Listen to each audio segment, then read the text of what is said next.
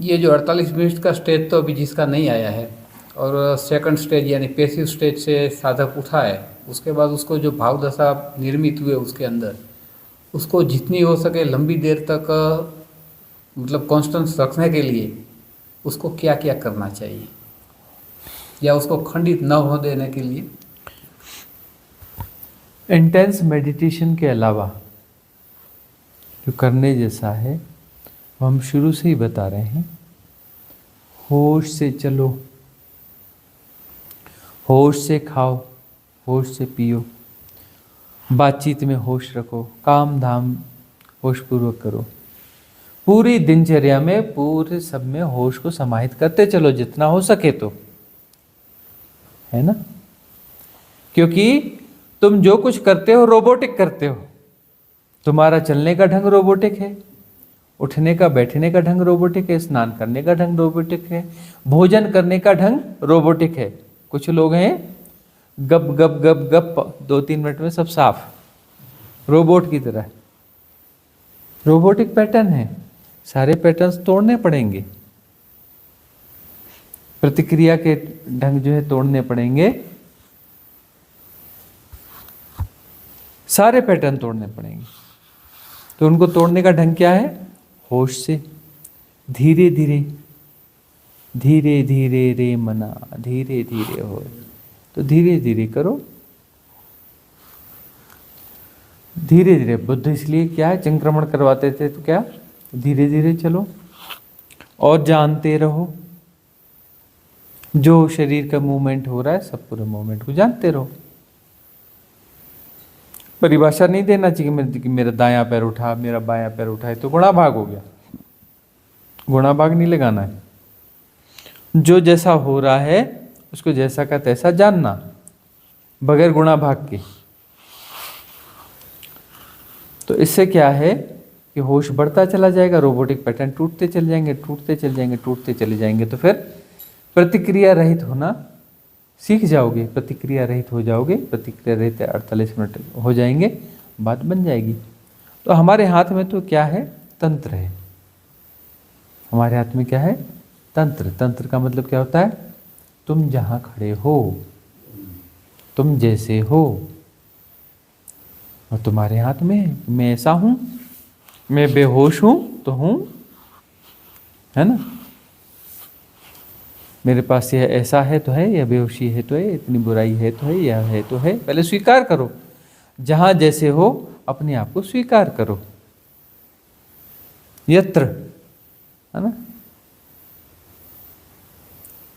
तुम्हारा तन जहां पे खड़ा है, तुम जहां पे खड़े हो, मैं शरीर हूं तो शरीर हूं, अभी शरीर से जुड़ा हुआ हूं। किसी कल्पना में मत जाओ कि मैं आत्मा हूं, मैं शुद्ध हूं, मैं बुद्ध हूं। क्या पागलपन में पड़े हो? सीधे सीधे बोलो मैं शरीर हूं, है ना। अरे शरीर मरने वाला, मतलब मैं मरने वाला हूं तो मुझे पता नहीं है। मैं मरने वाला हूं और कभी भी मर सकता हूं क्योंकि मैं शरीर हूं। आत्मा जैसी कोई चीज बोली जाती है, मुझे तो पता नहीं आत्मा क्या होती, मैंने तो देखी नहीं आत्मा, है ना। मैं शरीर के बोध को जानता हूं तो मैं शरीर हूं, और मैं मरूंगा क्योंकि मैं शरीर हूं, और ये ऐसा मैं बेहोश हूं। इस प्रकार का हूं, जैसा हूं उसे स्वीकार करो। स्वीकार करोगे तो यहीं हो जाओगे, हियर एंड नाउ हो जाओगे। हियर एंड नाउ हो जाओगे तो होश बढ़ने लगेगा। होश बढ़ने लगेगा तो जो जैसा कर रहे हो उसमें सब में होश जुड़ जाएगा। सारे कृत्यों के साथ होश जुड़ जाएगा। होश ही तो जोड़ना है, करना क्या है?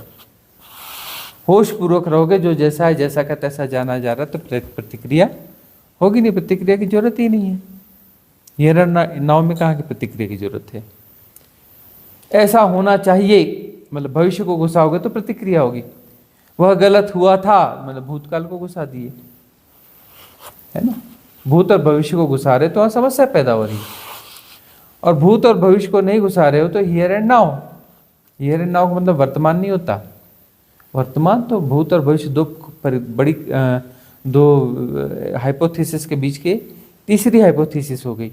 दो परिकल्पनाओं के बीच की तीसरी परिकल्पना हो गई, जो उन दोनों को बैलेंस कर रही है। तीनों ही झूठ हैं। Here and now, here and now जो जैसा हो रहा है वह जाना जा रहा है, वह जाना जा रहा है तो बात बनने लगती है। ठीक है, अगला प्रश्न आपका है। प्रणाम गुरु जी। साधक को साधना के समय के में वैराग्य से व्यावहारिक आलस्य आ जाता है, उसको कैसे संतुलन किया जाए साधना के समय? साधना काल में बहुत स्वाभाविक है, साधना में उतरता ही वह है जिसको थोड़ा थोड़ा वैराग्य जागता है। वैराग्य के जागने से ही साधना की शुरुआत होती है, और साधना जैसे जैसे गहराती है तो वैराग्य बहुत सघन होता है। अब वैराग्य बहुत सघन होता है तो व्यवहारिक जगत जो है इम्बैलेंस होने लगता है। स्वाभाविक है, होगा ही। नौकरी चाकरी का मन नहीं होगा, धन कमाने का मन नहीं होगा, संबंधों को निभाने का मन नहीं होगा। फलाने रिश्तेदार की शादी है, होगी उसकी शादी, करना क्या है हमें? खुद कर रहा है, खुद भोगेगा, उसके मजे भी खुद भोगेगा, दुख भी खुद भोगेगा। हमें क्या लेना देना, हम क्यों जाएं, है ना? ये ऐसा हो रहा है, क्या करना क्या है? तब दिखेगा ये व्यर्थ है, मैं व्यर्थ में क्यों फंसूं, मैं व्यर्थ के प्रपंचों में मैं फंसूं क्यों? उसे दिखने लगेगा ना कि क्या पागलपन है, मैं क्यों फंसूं इसमें में? तो वैराग्य बोध जागेगा तो व्यर्थ की चीजें घटती जाएंगी, है ना? वैराग्य बोध सघन हुआ तो बोले शादी में जाऊंगा, शादी में जाऊंगा तो 50 लोग मिलेंगे, 50 लोग अपना गार्बेज मेरे सिर पे डालेंगे। गार्बेज से मुक्त होना है, नया गार्बेज लेने के लिए क्यों जाऊं? वो अच्छा खाना मिलेगा, खाने से ज्यादा तो गार्बेज मिलेगा। वो अच्छा खाना बोलते हैं, वो जाके पेट ही खराब करने वाला है। शादी का खाना कौन सा सुधार करने वाला है? वो अभी गार्बेज, और ऊपर से जो वो खतरनाक गार्बेज पड़ेगा, 50-100 लोग जो गार्बेज डालेंगे, दिखेगा ना। वहां जाके बोले फटाके फूटेंगे और जो है खूब गंदी बास निकलेगी उनकी, और वो फेफड़ों में जाएगी, है ना? घोड़ों के पीछे सब चलेंगे और अपना जो है धूल उठेगी और फेफड़ों में जाएगी। इस पागलपन में पड़ना क्यों है? वैराग्य बोध के साथ में राइट इंटेलिजेंस जागता है। व्यर्थ व्यर्थ की तरह दिखने लगता है, व्यर्थ की तरह दिख रहा है तो उसको काहे के लिए करोगे भाई? यदि व्यर्थ व्यर्थ की तरह नहीं दिख रहा है तभी तो तुम उसे जो है सार्थक दिख रहा है कि नहीं, रिश्ते बचाने जरूरी हैं, ये बचाना जरूरी है ना? व्यवहारिक पक्ष ये संभालना जरूरी है, मतलब वो सार्थक है, अभी व्यर्थ नहीं हुआ है, अभी व्यर्थ नहीं हुआ है ना। तो जब वैराग्य बोध सच में जागेगा तो फिर अपना तो लोगों ने तो घर छोड़ दिए, परिवार छोड़ दिए, सब छोड़ दिए। वैराग्य इतना सघन हो गया, है ना? छोड़ दिए नहीं, छूट गए उनसे। दिखता है कि व्यर्थ है। अपने घर वालों को कोई चीज समझाओ, समझते हैं कोई चीज? वो बोलते हैं कि तुम सब बुद्धिमान हो, मेरे थोड़ा सा स्पेस छोड़ दो कि मैं अपनी साधना करता हूं, उस समय डिस्टर्ब नहीं करना। बोलते साधना करने बैठा उस समय ज्यादा डिस्टर्ब करेंगे, उस समय ज्यादा डिस्टर्ब करेंगे। तो वैराग्य बोध तो जागेगा ही जागेगा। साधना करोगे तो वैराग्य बोध जागेगा, वैराग्य बोध जागेगा तो साधना और बढ़ेगी, साधना और गहरे जाओगे साधना में। कि बाहर तो सब व्यर्थ ही व्यर्थ है, साधना में सार है, बोले साधना में और गहरे जाओ, और गहरे जाओगे तो और वैराग्य बोध जागेगा कि यह भी व्यर्थ, यह भी व्यर्थ, यह भी व्यर्थ। लेकिन कुछ व्यवहारिक सत्य हैं, है ना? वह व्यवहारिक सत्य हैं तो उसको भी समझना जरूरी पड़ता है, क्योंकि व्यवहारिक सत्य कुछ इतने खतरनाक हो चुके हैं कि उसके बगैर काम चलता नहीं है। धन एक व्यवहारिक सत्य है ना।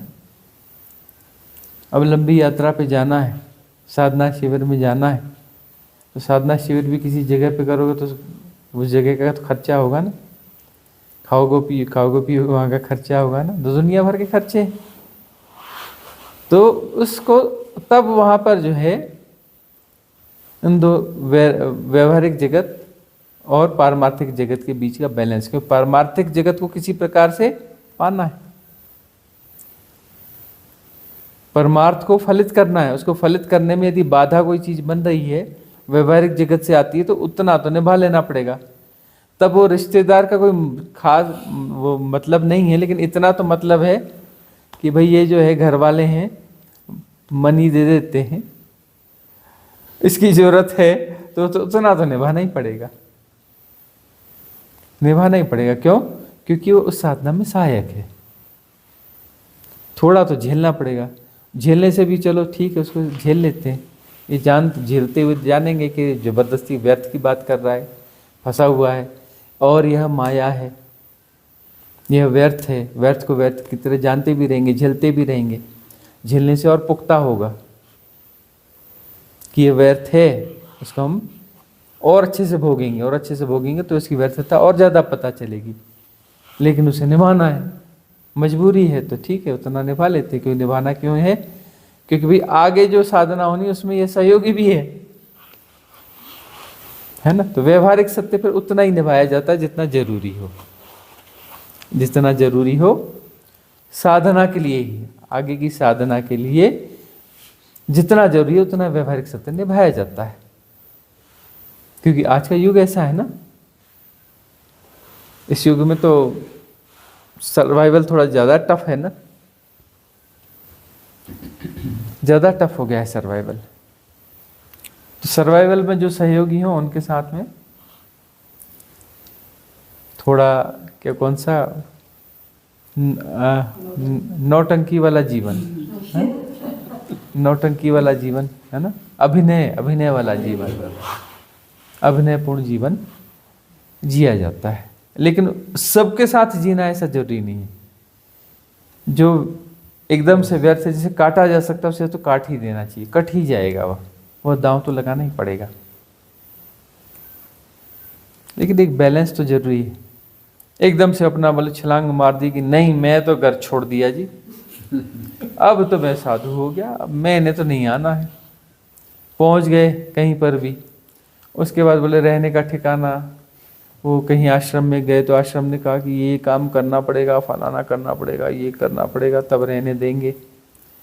वो कर रहे हैं, उससे अपना वहाँ रहते रहते बोलता है इससे अच्छा तो साला वहीं थे, इससे कम ही काम करना पड़ता था, जेब में कुछ आ भी जाता था तो अपनी छुट्टी भी तय कर सकते थे, यहाँ तो छुट्टी भी नहीं मिलती। हाँ, वहाँ तो वह पूरा विज्ञान सिखाया नहीं जा रहा है ना। किसी आश्रम में पहुंच गए तो वह काम तो काम की तरह किया जाता है, कार्य ध्यान की तरह तो सिखाया नहीं जा रहा है। और साथ में दूसरी ध्यान साधना, असली साधना तो दी जा रही कि नहीं दी जा रही, वो भी उसकी गारंटी नहीं है। वहाँ की पॉलिटिक्स का गार्बेज आ जाएगा। हाँ, फिर वहाँ की पॉलिटिक्स, आश्रम में बड़ी पॉलिटिक्स होती है। यदि कोई सदगुरु मौजूद है, शास्त्रा मौजूद है, तो उसकी मौजूदगी में सब कुछ सही चलता है ना। और शास्त्रा की मौजूदगी के बाद में सब कुछ गड़बड़ हो जाता है ना। बहुत सारे हो गए ना, अभी देख ही रहे हैं, जहाँ जहाँ चले गए उनके जाने के बाद क्या है। ओशो गए तो ओशो के जाने के बाद क्या है, देखो ना, है कुछ, सब गड़बड़ा गया ना। ऐसे बहुत सारे गए, बहुत सारे शास्त्रा नहीं रहे, वो न रहने के बाद क्या स्थिति वहाँ की, दुर्गत है, दुर्गत। मतलब वहां जाकर के और पतन ही होना है, ऐसी कंडीशनें हो गई हैं। उत्थान की तो बात दूर होगी, पतन हो जाता है, ऐसी स्थितियां हो गई। बहुत सजग रहना होता है साधक को।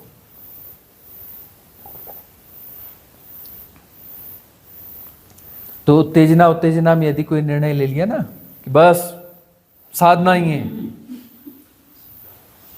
जब जेब की गर्मी खत्म हो जाएगी तो सारी चीजें हवा हो जाएंगी।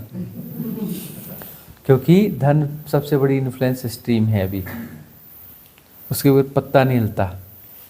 साधु है, कैसा भी साधु है, ट्रेन में बैठा है, टिकट नहीं है उसके पास, तो मामला गड़बड़ है ना। वो आके खड़ा हो जाएगा, इतना जुर्माना भरना पड़ेगा। अभी तुम साधु हो या क्या हो, कोई मतलब नहीं है। यात्रा करनी है तो पहले टिकट चाहिए। तो व्यवहारिक सत्य बहुत सारे ऐसे हैं जिन्हें झुटलाया नहीं जा सकता। वह बैलेंस जो है बना कर खुद बनाना पड़ेगा, उस तरफ ध्यान देना पड़ेगा। फाइनेंशियल रिटायरमेंट यदि प्रॉपरली तय कर सकते हो तो बात अलग है। फाइनेंशियल रिटायरमेंट यदि प्रॉपर तरीके से तय कर सकते हो तो बात फिर कोई दिक्कत नहीं है, फिर कैसे भी निर्णय ले सकते हो, कहीं भी स्विच कर सकते हो। जमा तो ठीक, नहीं जमा तो आगे चले, भटकना चालू किया। तो बैलेंस जो है, बैलेंस अपने विवेक से ढूंढ लेना चाहिए, ढूंढना तो पड़ेगा। बाकी सभी व्यर्थताओं को ढोने की जरूरत नहीं है। सभी व्यर्थताओं को ढोगे तो विकास होगा कहाँ से?